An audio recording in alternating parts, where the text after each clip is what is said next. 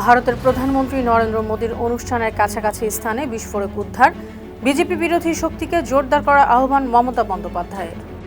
ইরানি জাহাজে হামলা হলে মধ্যপ্রাচ্যে যুক্তরাষ্ট্রের সামরিক স্থাপনায় আক্রমণ করবে দেশটির ইসলামী বিপ্লবী গার্ড বাহিনী। ইউক্রেন যুদ্ধ শেষের দিকে ইরানের ইউরেনিয়াম সংরক্ষণে প্রস্তুত রাশিয়া, জানালেন দেশটির প্রেসিডেন্ট। শপথ নিলেন হাঙ্গেরির নতুন প্রধানমন্ত্রী। যুক্তরাজ্যের প্রধানমন্ত্রী কিয়ার স্টারমারকে দলের নেতৃত্ব থেকে সরাতে উদ্যোগ নেওয়ার আহ্বান।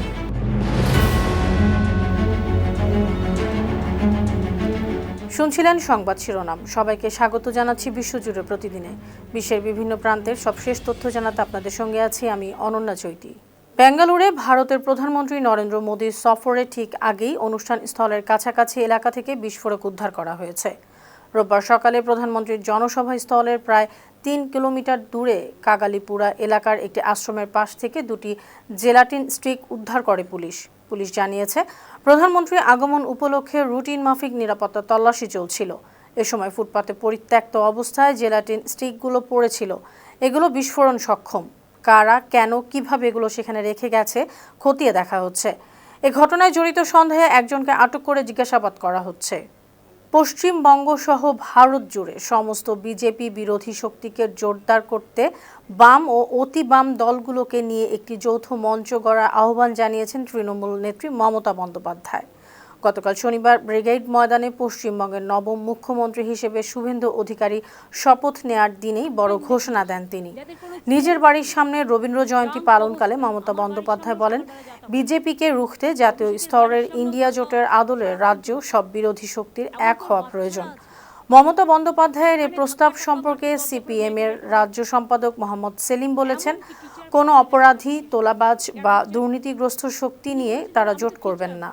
আমরা তো লড়বই, কিন্তু আমি সমস্ত বিজেপি বিরুদ্ধী রাজনৈতিক দলকে, সমস্ত এনজিওসদের, অনেক পলিটিক্যাল অর্গানাইজেশন আছে যারা অনেক সামাজিক কাজ করেন, তাদের সবাইকে আবেদন করব। নিউট্রাল অনেক প্ল্যাটফর্ম আছে, তাদেরও আবেদন করব। যার কোনো ব্যবসায়িক ইন্টারেস্ট নেই তারা কিন্তু এই আবেদনে দয়া করে সাড়া দেবেন। ভারতের তামিলনাড়ুর মুখ্যমন্ত্রী হিসেবে শপথ নিয়েই বিনামূল্যে বিদ্যুৎ, মাদকের বিরুদ্ধে বিশেষ অভিযান এবং নারীদের নিরাপত্তা নিশ্চিতে আলাদা বাহিনী গঠনের ঘোষণা দিয়েছেন থালাপাতি বিজয়। রাজ্যের সাধারণ মানুষের জন্য 200 ইউনিট পর্যন্ত বিদ্যুৎ সাশ্রয় বা বিনামূল্যে প্রদান করবেন তিনি। তামিলাগা ভেত্রী কাজাগামের টিভিকে এ সভাপতি বলেছেন, 10 লাখ কোটি রুপির ঋণ নিয়ে দায়িত্ব নিয়েছে তার সরকার। কাউকে রাজ্য লুট করতে দিবেন না। স্থানীয় সময় সকাল 10টায় চেন্নাইয়ের জওহরলাল নেহরু স্টেডিয়ামে শপথ নেন থালাপতি বিজয়। তামিলনাড়ুর গভর্নর রাজেন্দ্র বিশ্বনাথ আর্লেকার তাকে শপথ পড়ান। এ সময় নতুন সরকারের 9 জন মন্ত্রীও শপথ নেন। ভারতীয় জাতীয় কংগ্রেসের রাজনীতিক ও লোকসভার বিরোধী দলীয় নেতা রাহুল গান্ধী, ভারতীয় জনতা পার্টির রাজ্য পর্যায়ের শীর্ষ নেতারা অনুষ্ঠানে উপস্থিত ছিলেন।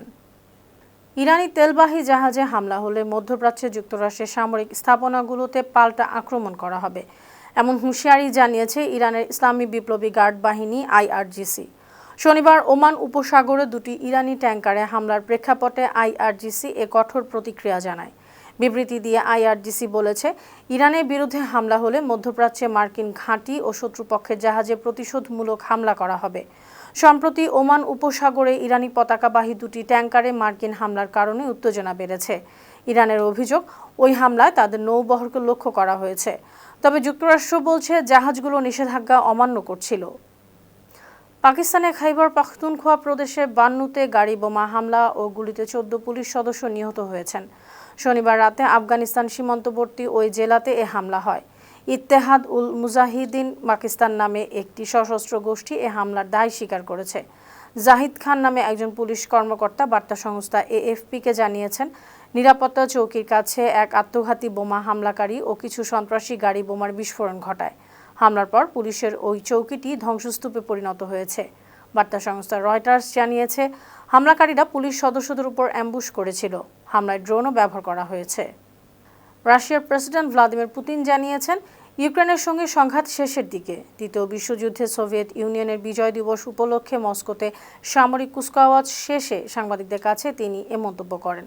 নিরাপত্তাজনিত শঙ্কার কারণে এবারের বিজয় দিবসে সামরিক কুচকাওয়াজ আগের তুলনায় সীমিত পরিসরে করা হয়েছে। ইউক্রেনের সম্ভাব্য ড্রোন হামলার আশঙ্কায় এ ধরনের সতর্কতা অবলম্বন করা হয়। এর কয়েক ঘন্টা আগে বিজয় দিবসের ভাষণে ইউক্রেন যুদ্ধকে ন্যায়সঙ্গত বলে দাবি করেন পুতিন। পরে এক সংবাদ সম্মেলনে পশ্চিমা দেশগুলোর ভূমিকা প্রসঙ্গে পুতিন বলেন, পশ্চিমারা রাশিয়ার বিরুদ্ধে সংঘাত উস্কে দিয়েছে, তবে তিনি বিশ্বাস করেন সংঘাত শেষের দিকে। ইরানের ইউরেনিয়ামের মজুদ নিজেদের কাছে স্থানান্তর ও সংরক্ষণে প্রস্তুত আছে রাশিয়া। দেশটির রাজধানী মস্কোতে সংবাদ সম্মেলনে এ প্রস্তুতির কথা জানিয়েছেন রাশিয়ার প্রেসিডেন্ট ভ্লাদিমির পুতিন। তিনি আরও বলেছেন, 2015 সালেও রাশিয়া ইরান থেকে ইউরেনিয়াম সরিয়ে নিয়েছিল। সেই অভিজ্ঞতা আবারও কাজে লাগাতে পারবে মস্কো। সংশ্লিষ্ট সব পক্ষ একসময় ইউরেনিয়াম ইরানের বাইরে সরিয়ে নেওয়ার বিষয়ে একমত হয়েছিল, তবে পরে যুক্তরাষ্ট্র তাদের অবস্থান কঠোর করে জানায় ইউরেনিয়াম শুধু মার্কিন ভূখণ্ডে স্থানান্তর করতে হবে। তারপর থেকে ইরান নিজেদের অবস্থান আরও কঠোর করে। এ সময় তিনি আশাবাদ জানান, ইরান আমেরিকার সংকট দ্রুত শেষ হয়ে যাবে। মস্কো ওয়াশিংটন ও তেহরানের সঙ্গে নিয়মিত যোগাযোগ রাখছে। যুদ্ধবিরতি অমান্য করে লেবাননে হামলা করেছে ইসরায়েল। শনিবার লেবাননের দক্ষিণাঞ্চলে এ হামলায় 40 জন নিহত এবং শিশুসহ 13 জন আহত হয়েছেন। এদিকে ইসরায়েলি বাহিনীকে উদ্দেশ্য করে 20টিরও বেশি হামলার দায় স্বীকার করেছে হিজবুল্লাহ। গোষ্ঠীটি ইসরায়েলের উত্তরাঞ্চলের একাধিক শহরে রকেট, কামান ও ড্রোন হামলা করেছে। ইসরায়েলের প্রতিরক্ষা বাহিনী জানিয়েছে, হামলায় 3 ইসরায়েলি সেনা আহত হয়েছেন।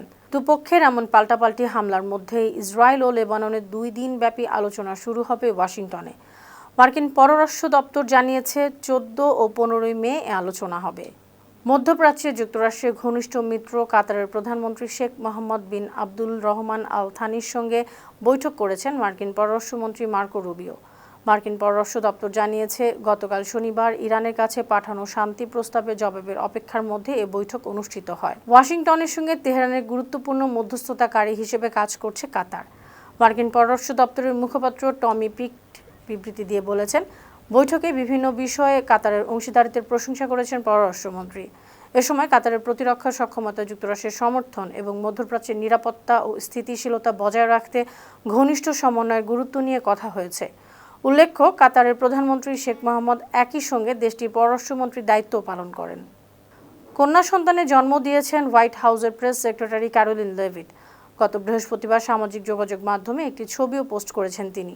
ছবি দেখে আর্মেনিয়ায় ইরানের দূতাবাস থেকে লেভিটের ওই এক্স পোস্ট রিটুইট করে তাকে শুভেচ্ছা জানানো হয়।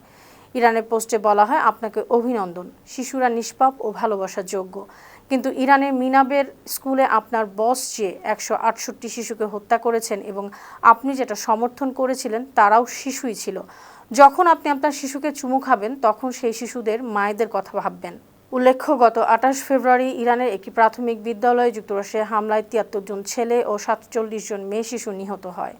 হাঙ্গেরির নতুন প্রধানমন্ত্রী হিসেবে শনিবার শপথ নিয়েছেন পিটার মাজিয়ার। এর মধ্য দিয়ে ইউরোপের দেশটিতে রুশপন্থী নেতা ভিক্টর অরবানের 16 বছরের শাসনের আনুষ্ঠানিক সমাপ্তি ঘটল। অরবান রাশিয়ার প্রেসিডেন্ট ভ্লাদিমির পুতিনের ঘনিষ্ঠ মিত্র হিসেবে পরিচিত। মাজিয়ার ইউরোপপন্থী। শনিবারের শপথ অনুষ্ঠানের সামনে রেখে মাজিয়ার হাঙ্গেরির সাধারণ মানুষকে রাজধানী বুদাপেস্টে এসে হাঙ্গেরির নতুন ইতিহাস লেখার আহ্বান জানিয়েছেন। এর আগে পার্লামেন্টে তিনি অভিযোগ করেন, অরবানের শাসন আমলে হাঙ্গেরি ইউরোপীয় ইউনিয়নের সবচেয়ে দুর্নীতিগ্রস্ত দেশে পরিণত হয়েছে। হাঙ্গেরিতে এপ্রিলের সাধারণ নির্বাচনে অরবানের জাতীয়তাবাদী দল ফিদেজের ভরাডুবি হলে বিজয় পায় পিটার মাজিয়ারের মধ্য ডানপন্থী তিসজা পার্টি। যুক্তরাজ্যের প্রধানমন্ত্রী কিয়ার স্টারমারকে লেবার পার্টির নেতৃত্ব থেকে সরানোর উদ্যোগ নিতে মন্ত্রিসভার সদস্যদের প্রতি আহ্বান জানিয়েছেন দলটির পার্লামেন্ট সদস্য ক্যাথরিন ওয়েস্ট।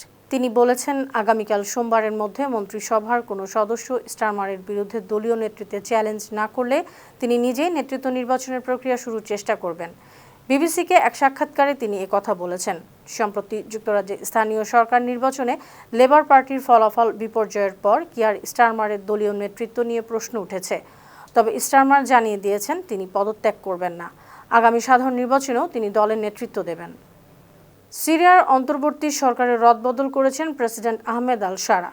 গভীর রাতে প্রেসিডেন্সিয়াল ডিক্রি জারি করে তিনি নতুন তথ্যমন্ত্রী হিসেবে খালেদ জাররুরকে নিয়োগ দিয়েছেন। খালেদ হামজা মুস্তফার স্থলাভিষিক্ত হলেন তিনি, আর হামজাকে পররাষ্ট্র মন্ত্রণালয়ের দায়িত্ব দেওয়া হয়েছে। কৃষিমন্ত্রী হিসেবে নিয়োগ দেওয়া হয়েছে বাসেল সুইদাইনকে। এছাড়াও হোমস, আল কুনেইত্রা ও দের এজ্জোর প্রদেশের গভর্নরদেরও পরিবর্তন করা হয়েছে।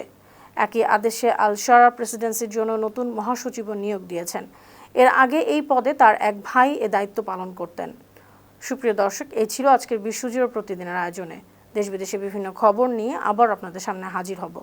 সে পর্যন্ত ভালো থাকুন, সুস্থ থাকুন, বানো টিভির সঙ্গে থাকুন। ধন্যবাদ।